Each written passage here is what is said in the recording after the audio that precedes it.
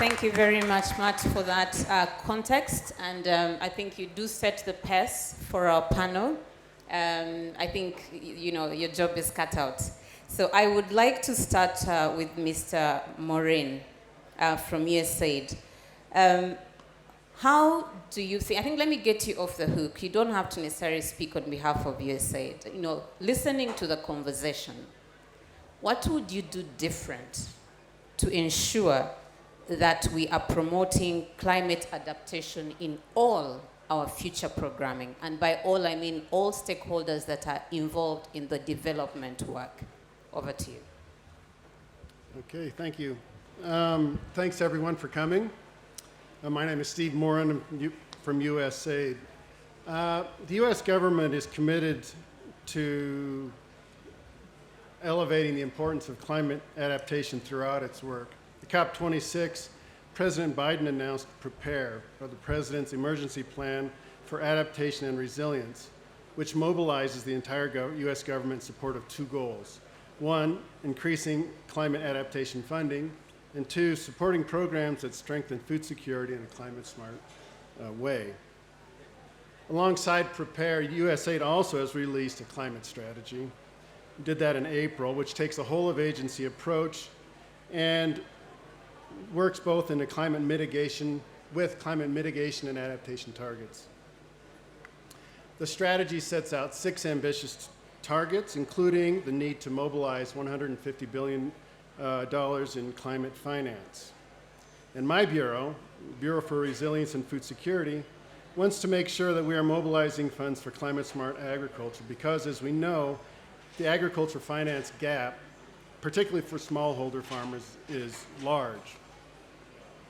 So drilling down a bit, from USAID's perspective, I want to share 2 recently developed efforts that help us rapidly accelerate our support for climate-smart agriculture and smallholder adaptation. And sort of an aside, we'd urge you to partner with us in these 2 efforts because they both work through our missions who will be able to participate directly in the process. The first one is what we call ACELI Africa. It enhances access to finance for small and medium-sized agricultural enterprises. ACELI is co-funded by a range of donors, including the Swiss, the UK, the Netherlands, and the IKEA Foundation. In the first year, ACELI supported 205 loans to agricultural enterprises, totaling $27 million, with an average loan size of $130,000.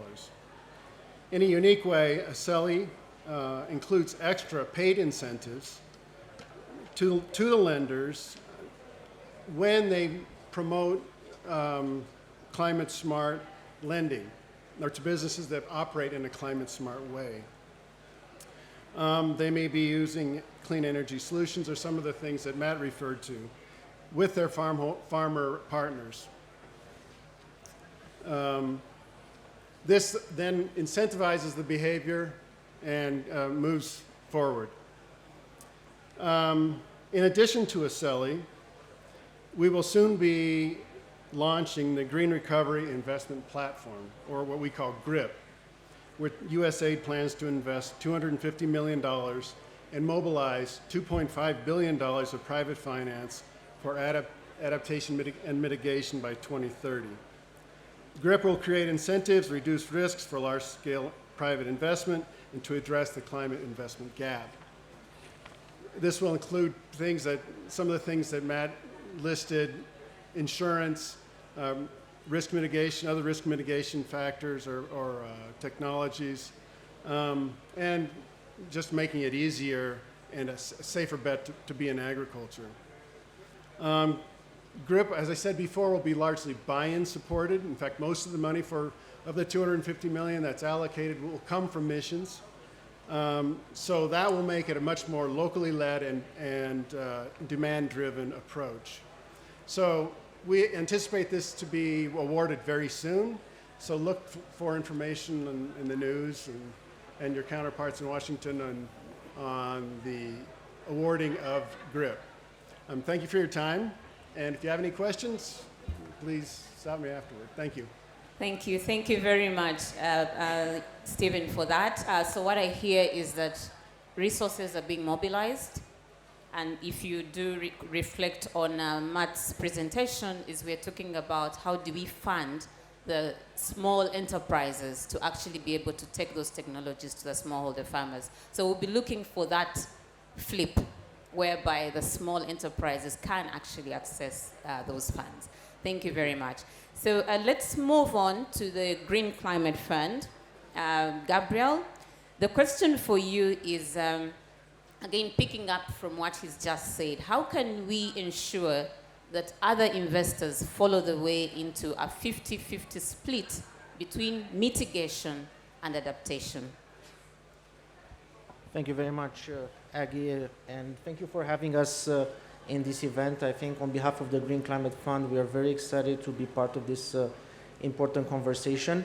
The Green Climate Fund, since its creation, has had as a corporate commitment to balance investments into 50% adaptation and 50% mitigation. And it hasn't been an easy exercise because, as we all know, the business of mitigation today is generally easier than the one of adaptation. So over the last couple of years, we have been more actively engaged in promoting free directions in which we can ensure that more finance goes into adaptation together with our partners and co-investors.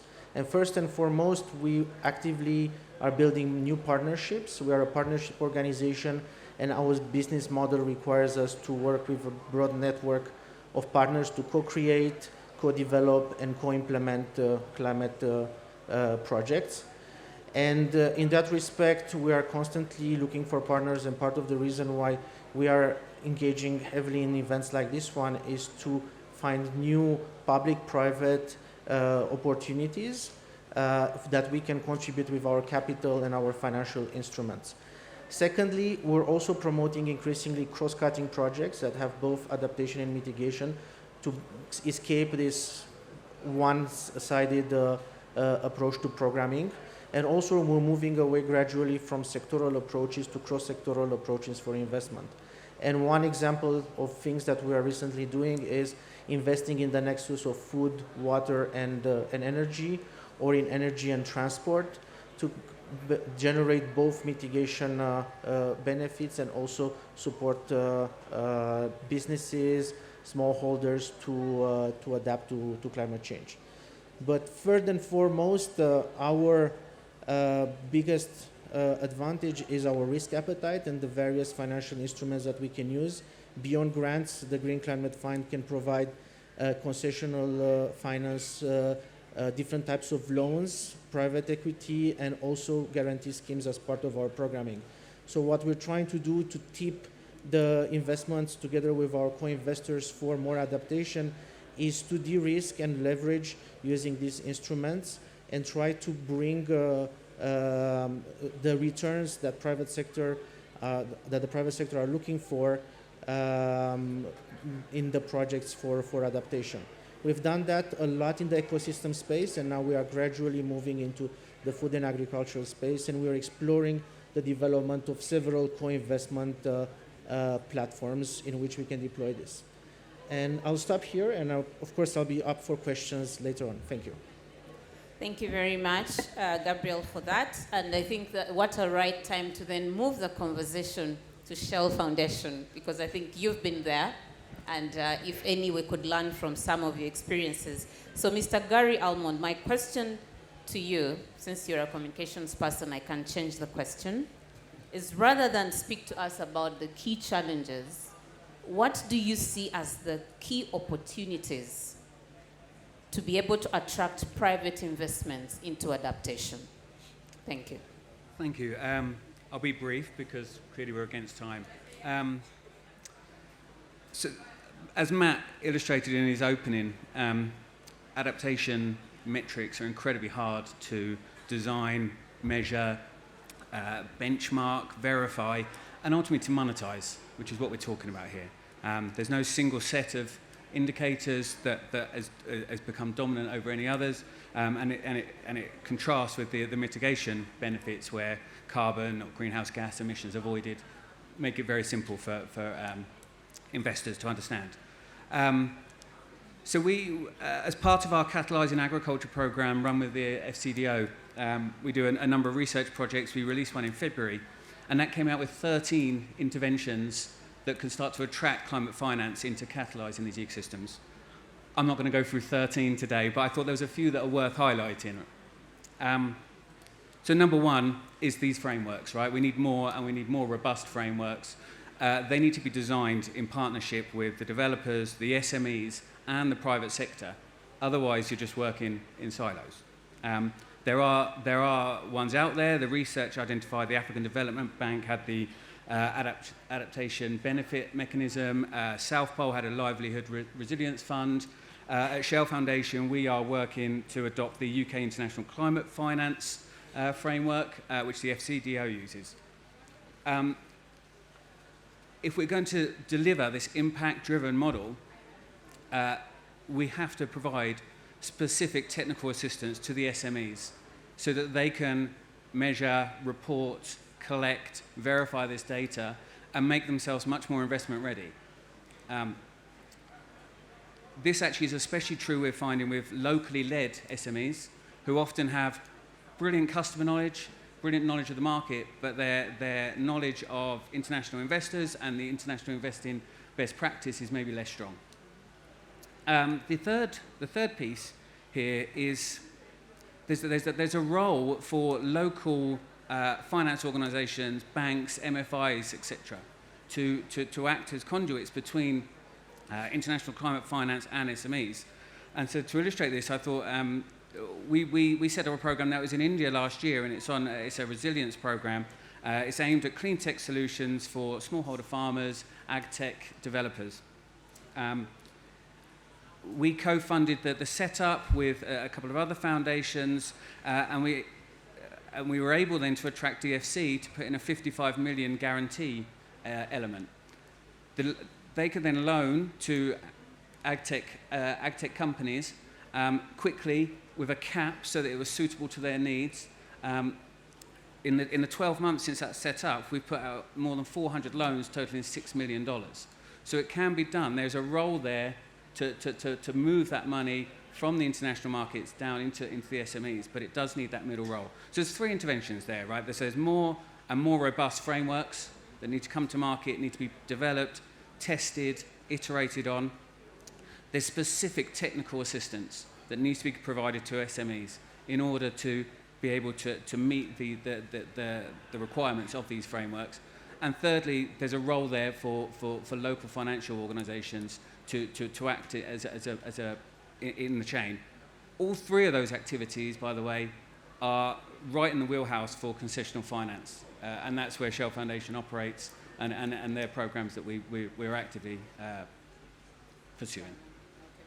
Excellent, Almond. Thank you very much for summarizing those three opportunities. And our audience that is listening to this, if you are in any of those areas, begin to sharpen your proposals pretty much. So those of you that are joining us online, our hashtag is AGRF 2022.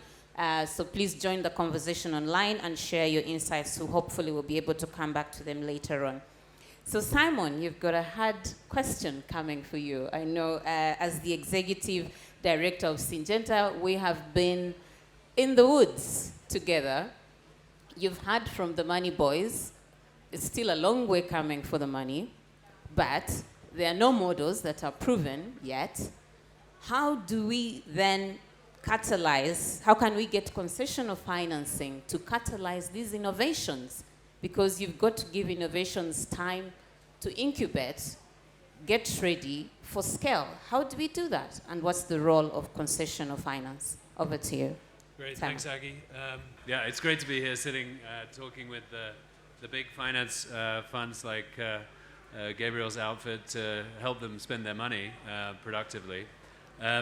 Our focus as Syngenta Foundation for Sustainable Agriculture is on low-income smallholders who are not yet operating commercially. And I just want to have a bit of a call to action before I answer the question, and it comes back to something that was said by Matt in his introduction. There's a huge danger if we think that we're going to solve these problems by layering on concessional finance on top of what existing SMEs and existing value chains are doing, because so many low-income smallholder farmers are not actually being served by those SMEs or those farmers. So we have that last mile, first mile gap that's incredibly important. It's hard to close that already, and has been, and we still don't have that many really good holistic integrated value chain type models as it is, and now we're putting climate risks on top of that, and it's getting even harder. So there's two layers to this. One is then, what are those innovations, as you're asking, Aggie? How do we find those innovations? Well, some of them already exist. The CGIAR has invested billions of dollars in developing climate stress tolerant seed varieties, but at the moment we still don't see smallholder farmers using those at any scale. So one is, how do we get the existing technologies into the hands of smallholders by strengthening last mile networks? And there's a very specific role for concessional finance in this last mile delivery piece, which gets even harder with managing climate risk. So concessional finance can be used to enable that last mile gap to be supported on the delivery side through various types of mechanisms like AGRA has with its VBA network. You have One Acre Fund, and Melinda's here, he's going to be on the next discussion. We're supporting a whole range of farmer service centers through the Farm to Market Alliance and other types of structures. But then the question is, well, what about the innovations that are still missing? And as we look at the increasing volatility of weather, we know that things like improving the health of soils is critically important. But if we look at things like, getting accurate soil data into the hands of local SMEs and into the hands of farmers, at the moment there's still a huge affordability gap between reliable soil testing and what farmers can actually afford to pay, or local entrepreneurs doing those distributions in the last mile can afford to pay. So again, there's a role for concessional finance in helping with the innovations so that we can close the gap between what's affordable and what's actually available. I'll just give one example of a particular innovation we've been supporting recently through an innovation accelerator, if you like, that we're setting up to help manage innovations from ag tech startups. So there's one side, which is the public sector side, but there's also an increasing array of ag tech startups that are working on climate challenges that can be used for climate adaptation. But most of those ag tech startups are not looking at low-income smallholders as their customers. They're looking at commercial farmers, because that's where the money is. I mean, if you want to build a business, you're going to try and have paying customers. So we need to bridge that. So we've set up a bridging, or we're in the process of setting up a bridging platform. There's an Israeli company called Groundworks Bioag, which has a mycorrhiza technology that creates simultaneous crop benefits and soil benefits. And it's about 100 times more dense than others. And what we've done is we've enabled that to become commercially successful in India. About a third of the company's revenue is now coming from India. They've just done a Series B capital round and raised $18 million. So these things can be done, and they can actually make money, but they need concessional finance at the beginning. Thank you. Thank you very much, Simon, for that. So I know we're running out of time, so my last but not least, Amath from IFAD. Tell us, I know you are already in this space and you have real examples in terms of how you can incentivize behavior change and really get smallholder farmers and cooperatives to access and scale adaptation. Share with us your experience from an IFAD perspective, and what can we do to flip that conversation? Thank you. No, thank you. So for coming, I have not, but let me maybe just share from a storytelling and experience working in West and Central Africa, which I cover from Abidjan. The core mandate is IFAD is smallholder farmers. These are like, women, youth, older people, whether you were in Gera in Chad, or Maniema, DRC, Kédougou, Senegal, or Ségou, Mali. So in all those areas, we are touring like 3 weeks, 4 weeks on the ground, sitting with them, designing program. And I'm happy to be in the stage with Gabriel, who used to work with us, designing proposal, going and defending it in Rome. So most of the question that came when we meet these people is we are vulnerable, the climate change, and then we lose our production and so on. Most of the young people you face under the tree, on the road, they are always asking, what are the problems we have? You can't access to money.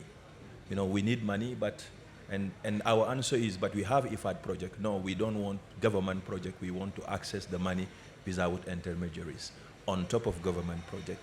So when you sit during the night and trying to sleep, you're always trying to think how best this money can come from we sitting here and talking directly to them in the easiest manner, and they can access it tomorrow. It's converted to something which is bankable, and they can get cash and they can pay back.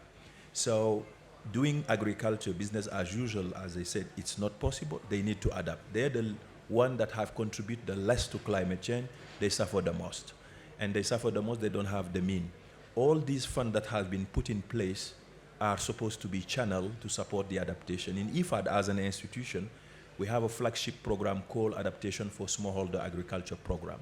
So those programs, we tested first to see which kind of along value chain, whether you're talking about rice value chain, the seeds, Nerica 19, which is much more like, robust to climate change, or the agroforestry as a techniques, or the storage, or cooling system, or energy for pumping. So all those varieties of adaptation, how from a value chain perspective, you can plug it and make like production move from 1 ton per hectare to 4 ton per hectare when it comes to millet, or when it comes to maize, or even for livestock, if you have 1 liter per cow to at least 5 or 6 when it is Fulani cow in Nigeria or somewhere. So, and then we start putting those one in place.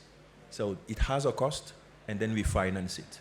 So from that experience, we said it's good. Now we need to go and get more resources. More resources, we have a strategic partner like the Green Climate Fund, and we came up with several innovations, including adding insurance as part of the risk mechanism. So we were very lucky and happy to work with the GCF for a $500 million program on inclusive green finance, because we believe financial institutions, if they became green, they changed the game. If now they are conventional, then the problem is still there. So we selected varieties of banks, agric banks, start creating green products with them, with the Green Climate Fund, but also put lending terms that are highly concessional for the smallholder farmers that are out of the market. They are not distorting any market. They're not even in the market. So 0% interest rate GCF money, a maturity of 40 years, period of grace of 3 or 4 years, so at least they can now access and start working. But that money can be blended with the bank's money. So if for Nigeria, where the banks provide interest rate at 20%, it can be cut at 10% or 8%. And this kind of mechanism will help you now incentivize the sector and unlock all those barriers which those young people are sharing with you when you're on the ground, to start like really pushing the adaptation market and adding all those prices. Thank you. Thank you very, very much, Ahmad, for sharing that example.